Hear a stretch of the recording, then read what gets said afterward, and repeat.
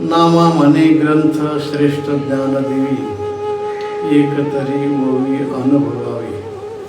या नामदेव महाराजांच्या वचनाप्रमाणे आपण एरवी ग्रंथराज ज्ञानेश्वरीचं पारायण अनुष्ठान सदैव करतच असतो. परंतु त्या ओवीचा, त्या शब्दाचा अर्थ, संदर्भ हे लक्षात येण्याकरता एक सगळ्यात महत्त्वाचा हा आनंदाचा भाग असतो. पुरुषोत्तम मासानिमित्त श्री संत ज्ञानेश्वर महाराज संस्थान श्री क्षेत्र नेवासा इथं महिनाभर सारखे कार्यक्रम चालू आहेत. आणि आता उद्याच्या 1 तारखेपासून 7 तारखेपर्यंत आपल्या देवस्थानचे विश्वस्त वेदांताचार्य देवदासजी महाराज यांच्या अमोघ वाणीमधून आपल्याला ज्ञानेश्वरीच्या 2ऱ्या अध्यायाचे स्थितप्रज्ञ दर्शन आपल्याला ऐकायला मिळणार आहे.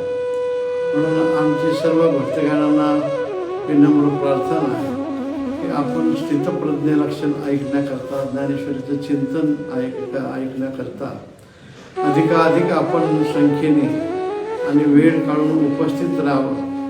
माऊलींच्या शब्दाची सेवा आपल्याकडून श्रवणाच्या माध्यमातून, पूजनीय महाराजांच्या मुखातून सांगण्याच्या माध्यमातून ही सेवा घडत आहे. आणि असा योग पुन्हा पुन्हा येत नाही. पुरुषोत्तम मासाच्या निमित्ताने अधिकस्य अधिकम करणं, ज्यात थोडं जरी आपलं चिंतन झालं तर अधिक चिंतन झाल्यासारखं आणि समाधान झाल्यासारखं आपल्याला वाटेल. तेव्हा ज्ञानेश्वरीचं चिंतन तर अपार आहे. परंतु आता राहिलेल्या एवढ्या 7 दिवसामध्ये फक्त स्थितप्रज्ञ लक्षण हे आपल्याला पूजनीय वेदांताचार्य श्री देवदासजी महाराज यांच्या मुखामधून ऐकण्याची संधी प्राप्त झालेली आहे. ते आपण प्राप्त करून घ्यावी ही सर्व भक्तगणांना विनम्र प्रार्थना. हा सगळा आनंद आपल्याला मिळून झाला संत श्रेष्ठ ज्ञानोबारायांची कृपा, भगवान मोहिनी राजांची कृपा.